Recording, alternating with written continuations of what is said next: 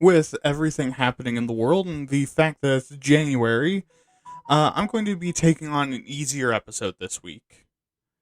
I really did not believe the whole January gets bad for content creators until I was living it, and holy shit, it's really bad. Although that might be because YouTube doesn't like some of the words I used in my YouTube shorts recently. Anyways, so I decided to crack open a book and look for some inspiration. And I found a practical guide to dragons. And oh my god, is that a brain blast from the past? This was one of my favorite books growing up, and you know what? It's pretty fucking cool still. But I realized something as I flipped through it. Well, realized something. Dragons represent our fears. So we're going to talk about that today on Waytat.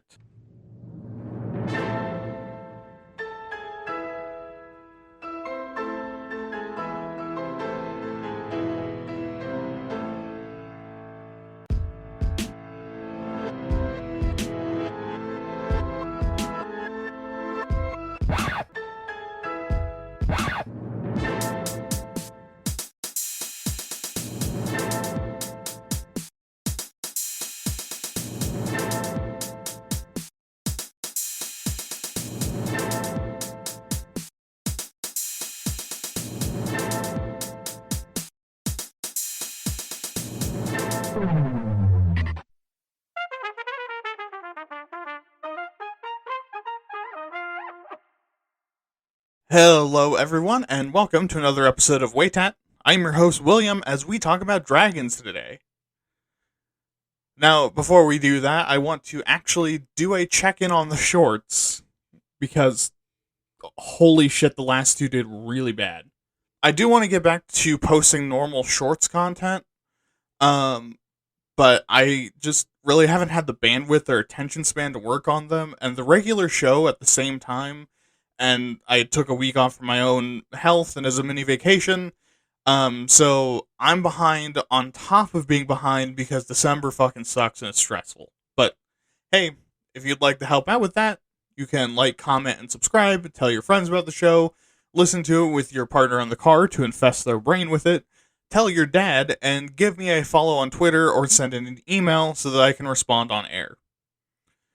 Also, make sure to follow Winkashka on Twitch, since that's the only way that I can really support them right now, with any amount of my brain, because for some reason my brain won't let me watch live streams anymore.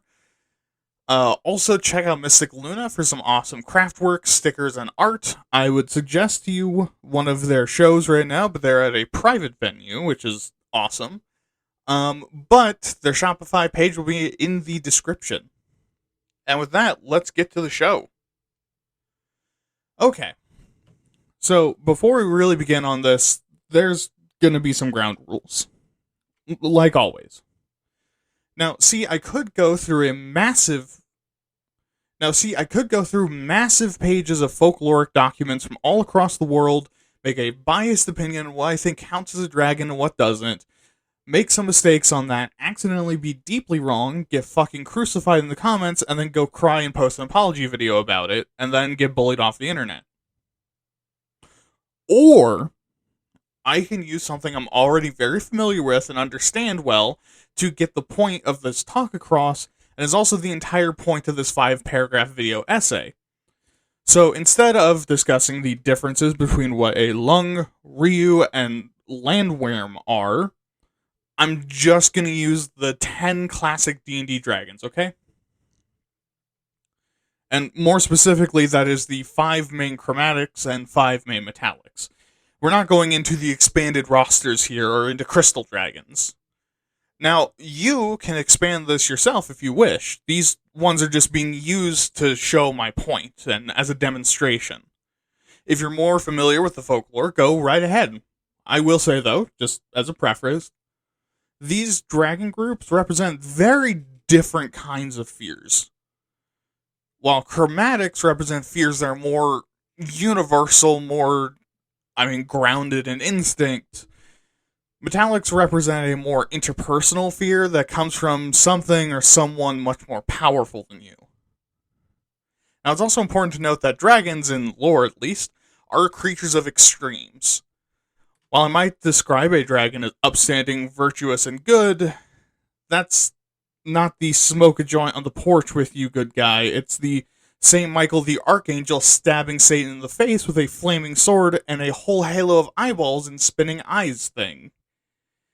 So whenever we talk about personality, know that's the most extreme version of it. And the last thing before jumping into each type specifically. Why do I believe dragons represent our fears as humans? Well, because ultimately, they have a lot of the traits of the things that we fear. First of all, these motherfuckers are massive. Anywhere between 10 feet tall and 80 tons, with an 80-foot wingspan, all the way to 22 feet tall, 640 tons, and a 150-foot wingspan. For context, that's 3 shacks tall, or one especially large giraffe, and about the weight of Christ the Redeemer. Yeah, the statue in Brazil that's very famous. Now, they also have the ability to fly, and if they prefer to swim, they swim better than us, and if they prefer to burrow, they burrow better than us. Additionally, the magic they use is incredibly powerful, often associated with elements related to them, and magic that can create incredibly disastrous effects for their enemies. Dragons also have horrifying breath weapons, usually acid, fire, frost, or lightning. All of which, as you can imagine, are not fun to be covered in. They also have a massive impact on the world around them because of the magic pumping through them. And finally, and most damningly, is the combination of animals they resemble. A humanoid reptilian face, one that looks human enough to be vaguely familiar, but not so much as to be comfortable. A long, lithe body like a feline, serpentine and reptilian features across their entire body, and large reptilian or bat-like wings. When taken all together, I feel like the puzzle comes together pretty clearly. Dragons carry with them the features of things that scare us. The uncanny valley, our innate fear of snakes, our fear of being stalked by highly adept ambush predators we can't possibly survive against, i.e. big cats, our fear and mistrust of other humans, especially ones more powerful than us, and all combined with our fears of a hostile, painful environment and things far beyond our control, comprehension, and power. Wrapped up in a being so large, it's hard to so much stand near them without feeling innate terror and an intelligence far greater than our own. That is some scary shit. So let's get more specific with each dragon. Beginning with the least powerful of the chromatics, white dragons.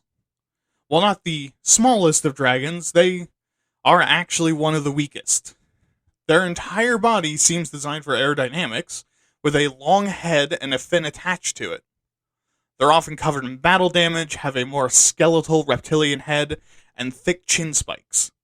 Their personality is that of an apex predator, and while they aren't as smart as other dragons, they make up for it by leaning heavily on their instincts and natural draconic ferocity.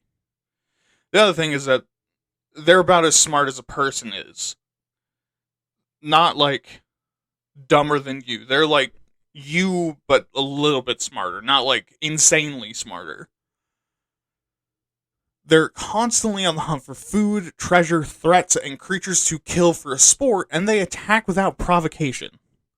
They also have a chip on their shoulder from their interactions with other dragons, and innately knowing they're the weakest. And they are extremely bitter about that.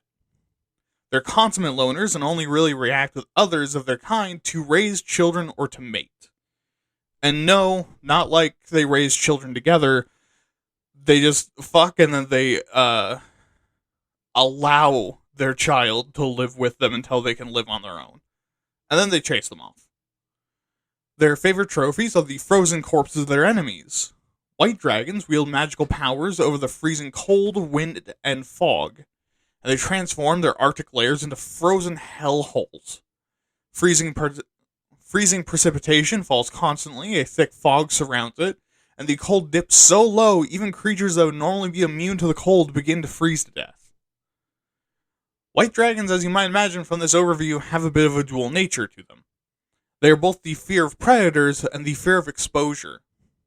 Or in other words, the fear of being in the wilds alone. They are endless pursuit hunters, merciless killers that can't be bargained with. They have an eidetic memory, are vengeful, and are master hunters. You can't escape, and they will remember you. And even if you manage to get away from them in the moment, the land will kill you. They turn the environment into a frozen hellscape that actively hates you. White dragons turn off the higher order, more heady fears and the dread of others. And instead, they activate the deepest instinctive animalistic fear in all humans. Being eaten alive, killed for sport, and dying of exposure. Next, in the power scaling, are black dragons. They look like rotting, falling apart monstrosities. They have loose scales and their skulls resemble a humanoid skull, especially from the front. They're also the only dragon with forward-facing horns. Their teeth look randomly distributed, and they love to live in ancient swampy ruins, which I can imagine would be hard to find on the open market. They are devious, cunning, and conniving. They carry insane amounts of rage and hatred, like levels of hatred, and feel constant, impotent rage against anything that happens to be alive. They love it when others fail, and enjoy collecting trinkets from fallen empires, failed heroes, and things stolen from people that desperately need them to survive. They love killing the innocent and vulnerable, but generally stick close to their lair. They're massive assholes. Black dragons prefer spells that cause curses, disease, overgrowth, and swarms of plants and insects, even causing pain or the ability to kill with just their pure willpower. They can also create darkness, filth, noxious gas, or surging water. They plunge their region into rot and decay, with creatures that spend too much time near their lair feeling listlessness, despair, and fear. Plants grow thick, twisted, polluted, sick, cancerous, and become sharp and thorny. Mud becomes toxic and appears everywhere. A thick fog rolls in, and the air just smells of rot and decay. Obnoxious, loud, parasitic insects, birds, and reptiles fill the area and push everything else out, and the water causes instant vomiting and sickness within a mile of their lair. And this one is also very obvious. Black dragons are our fear of rot, decay, and entropy. They find places where we can't settle, where we've failed to take control, and live in the ruins of our hubris and pride, surrounded by land that is unusable and actively detrimental to us. They cause despair, they hate our existence, and their breath weapon turns things into nothing but acidic filth. Black dragons, much like white dragons, just hate you for existing. But unlike white dragons, it's not because you're prey. It's because you're a thing that's alive. They revel in your failures, and they're essentially our fear of falling apart, turning to muck and ash, and being forgotten. With the only memory of us being left is the laughter of a god that hates us. Third are the green dragons. They are the smallest of the chromatics, but are the third most powerful. They have a massively long neck and crest that runs from the top of their head to the end of their tail. They look neat and perfectly symmetrical. And they come in a wide variety of greens and live in places of natural greenery and forest. All of which doesn't tell us too much, but more important is their personality. They are aggressively territorial liars, sweet talkers, and manipulators. They love bending people to their will, especially long-lived and highly intelligent creatures, treating them as their treasure hoard, especially if they were heroes. They try to play off and manipulate the deepest desires of others, enjoy using highly sophisticated language and use of a silver tongue to convince you to their side. Although amongst their own kind, their true nature comes out, where they are rude, crass, and mean-spirited. They have power over nature, causing roots and vines to erupt, form walls, and summon fog banks. They can also control plants, animals, manipulate minds, and create false images. Green dragon lairs are surrounded by thick labyrinths of thorns, and all evidence of them are missing. Small animals act as their eyes and ears, and its voice can be heard from the greenery and the small creatures around you. And these guys are one of our more complicated fears. They represent manipulation. The fear that someone can smooth talk, bribe, and play on the worst parts of you to turn you to their side. That you would willingly give up your convictions because someone said the right combination of words. That you are falling for a lie and doing the will of something wrong or evil. And as you can see, this is definitely not a base fear. It's a more quote-unquote civilized fear, where our threats are emotional and mental. They're a fear that your own mind and morals can fail you, and that the defenses you built up can be broken down by a manipulative abuser and turn you against your friends, family, and even yourself. Now we're to the second command of the chromatic hierarchy. Blue dragons. These guys are great flyers and are distinguished by their finned ears and massive horn on the top of their head. They prefer deserts and spend most of their time in the air, including in combat. They prefer to just blast you with lightning breath from a distance. However, they'd much rather enslave you. Because blue dragons are desert tyrants. They'd love to dominate their regions and live in highly regimented draconic societies built upon age, where those unhappy with the system are encouraged to go conquer their own land somewhere else. They're incredibly vain as well. Blue dragons love to dominate lesser creatures through fear, intimidation, and manipulation. They deceive the senses, lie, threaten, and play tricks to get their way. And they want you to know it was them. They not only use their spells for lightning and controlling sand, but they also love using it to cause hallucinations, illusions, trap people in place, and teleport them away. They transform their lands into places of storm and illusion. The dust devils and thunderstorms rage, sinkholes appear around their lair, their vanity manifests as actual physical effects, forcing others to collect small blue objects, and as you get closer, sandstorms begin to rage, and the surroundings and their dragon's lair have an illusion around them to look like a beautiful oasis. Even though all it is danger. So what do they represent? Well, broadly, the same as green dragons, but in a different way. They're our fear of being threatened, browbeaten, and lied to into being controlled by the yoke of tyranny. That your senses can lie to you and make you vulnerable to evil. We don't want to think of ourselves as the bad guy, but what if you found out your life was a lie? It was all an illusion created by a tyrant. Would you cling tighter and hope that you forget? Would you try to break free? Would you die if it meant not living the lie anymore? We hate to think about the idea that we're being propagandized to, manipulated, our senses turned against us, and we're being turned into the hands of a domineering tyrant. Blue dragons are a representation of that. An evil that makes us choke down sand and think it's fresh water, while they laugh all the way. And finally, the strongest of the chromatics, red dragons. These are the big boys, being about 22 feet tall with a 150-foot wingspan. They have the largest wings of any dragon, a pair of backswept horns, and a brilliant red color. They love to live in mountains and volcanoes, using them as the thrones for their realm of domination.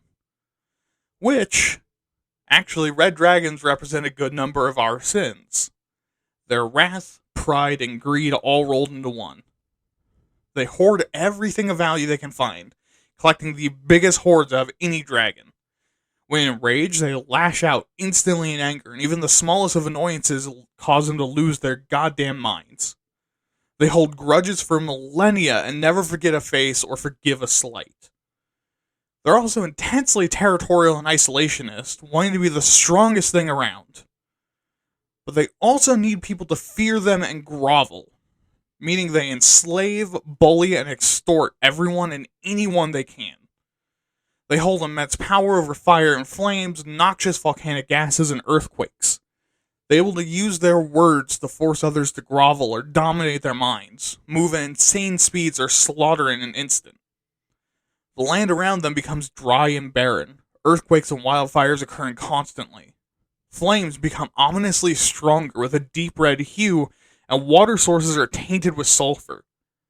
The dragon gains the ability to see through fire, and rock fissures spew forth fiery minions for them to control the closer you get to their lairs.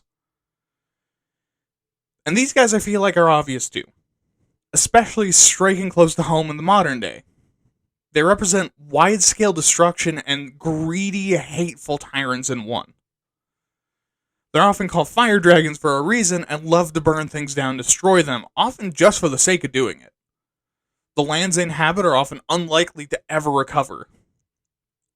They hoard wealth for its own sake and have large, fragile egos that will react violently to it being bruised, even from accidental slights or minor annoyances.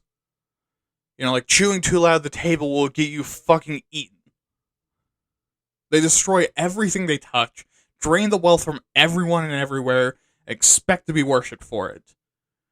They represent our fear of despots, climate change, and the wealthy having unchecked power, and a recognition that many of those ruling over us are nothing but greedy and care only for us as far as they can use us for their own egos. And that's the chromatics. Now, again, chromatics represent fears that we can grapple with more. They're on our minds often.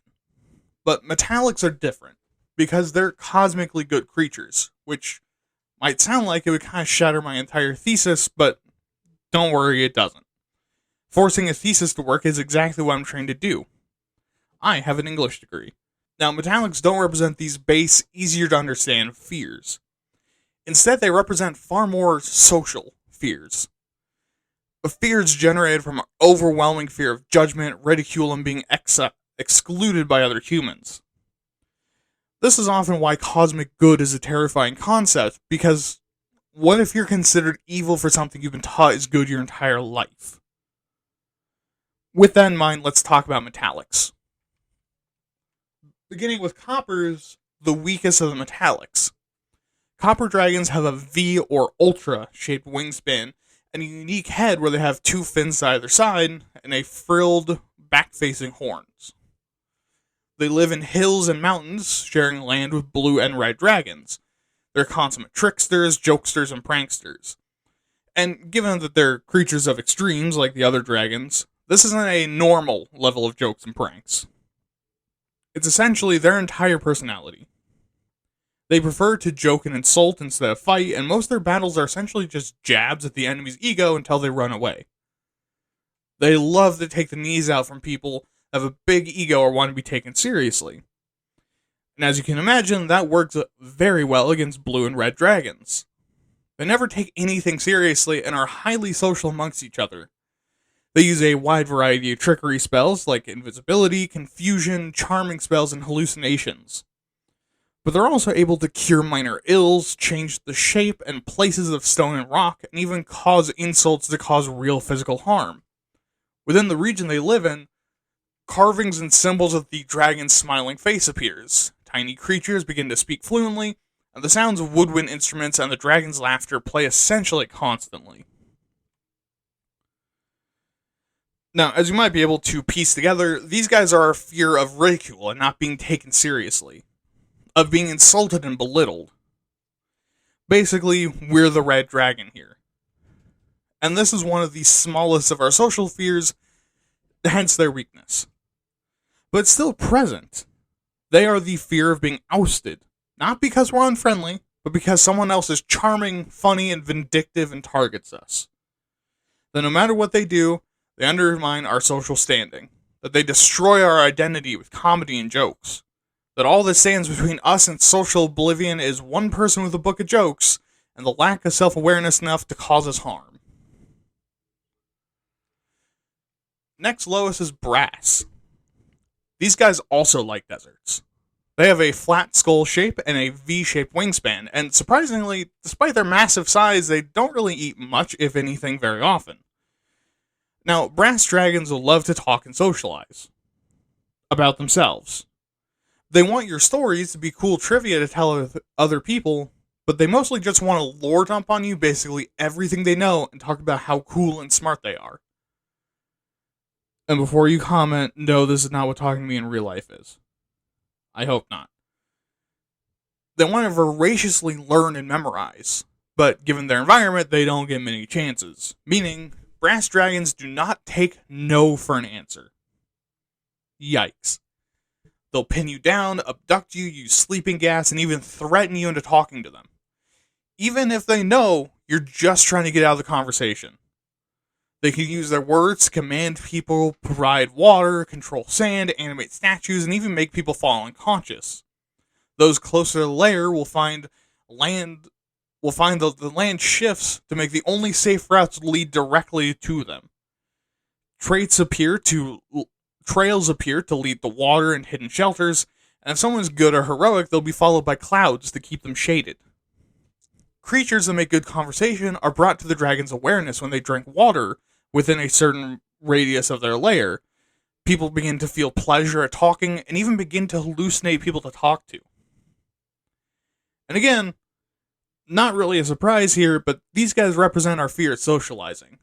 The torturous fear that us introverts have constantly. Someone not taking the fucking hint. The fear that not engaging with someone friendly, albeit pushy, will lead us to be seen as antisocial, cause embarrassment, or even induce violence. Their aggression is a manifestation of what we fear will happen. That someone will push us to talk or do something socially we don't want to. And that to disagree will result in painful, dire consequences. They essentially represent our fear of human interaction.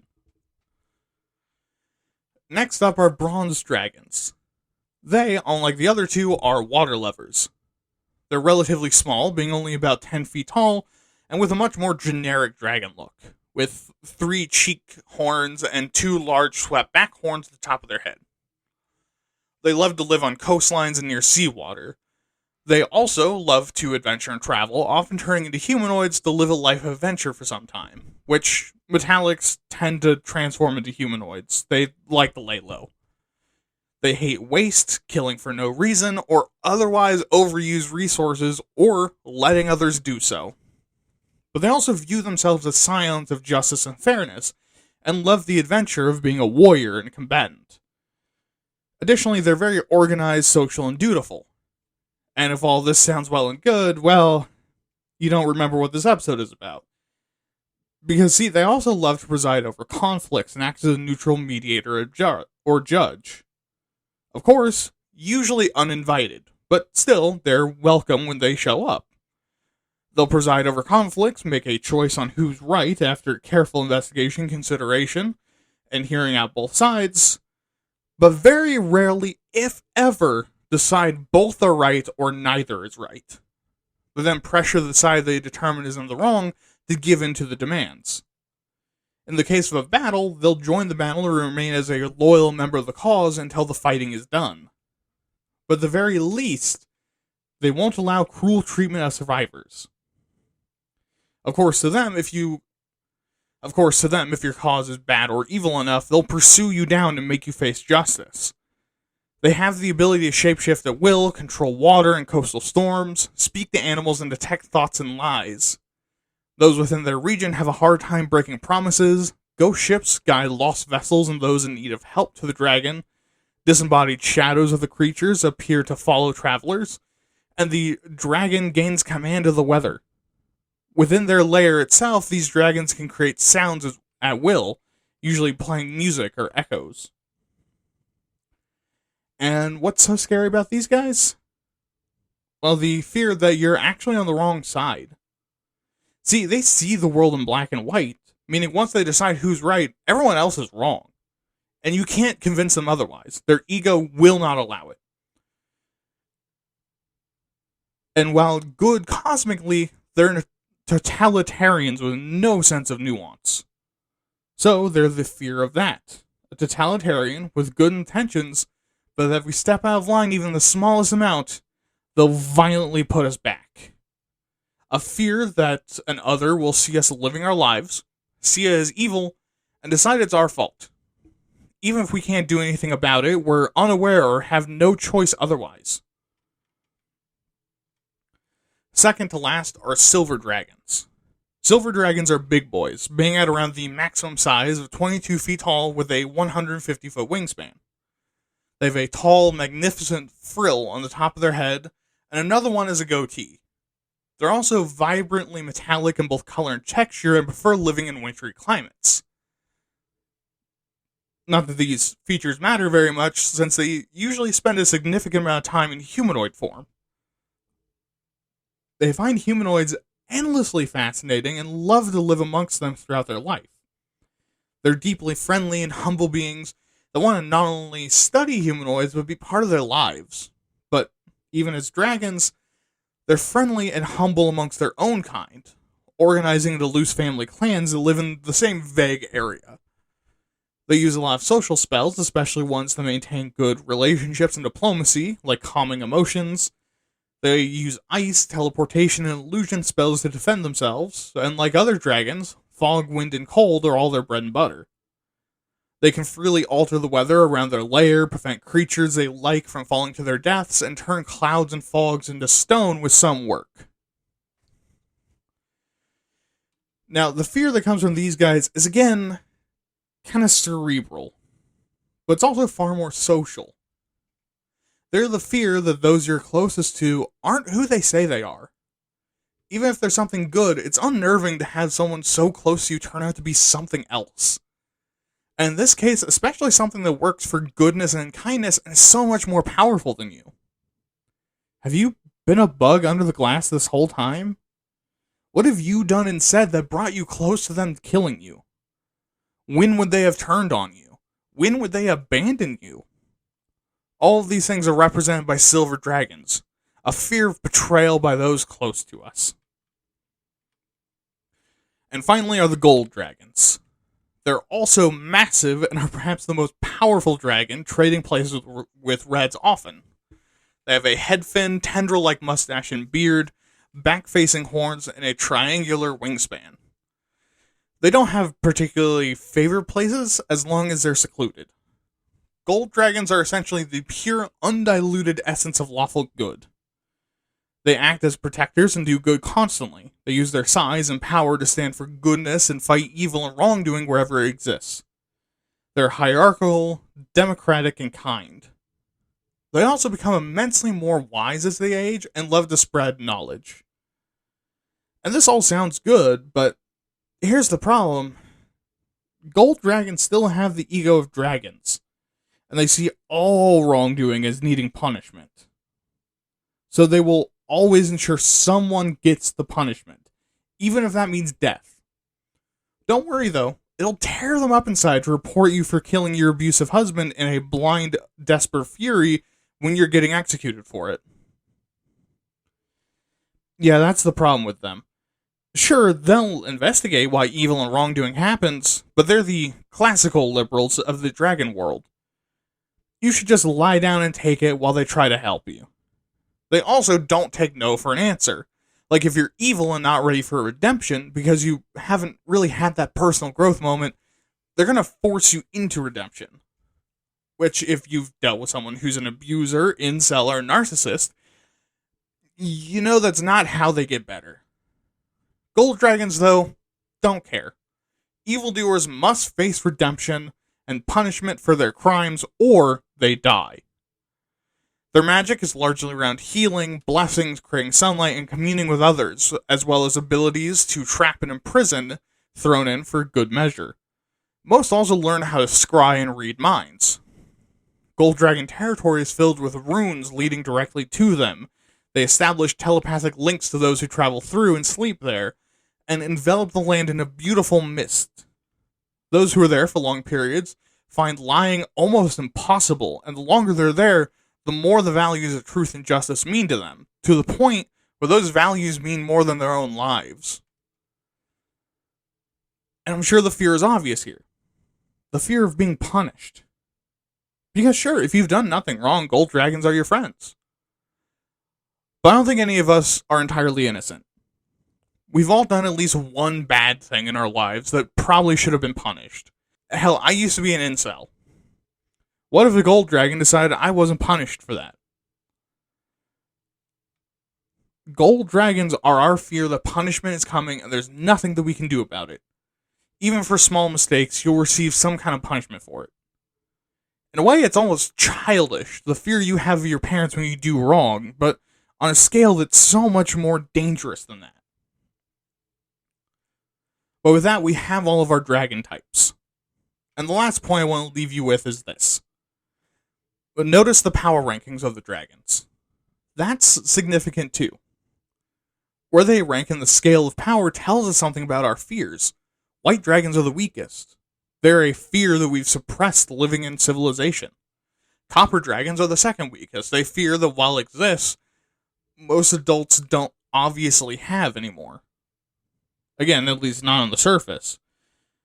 Black dragons and brass dragons flip back and forth. They're representations of types of fears that come and go with the times. What do we fear more? The end of our lives in civilization, or the fear of being outcast?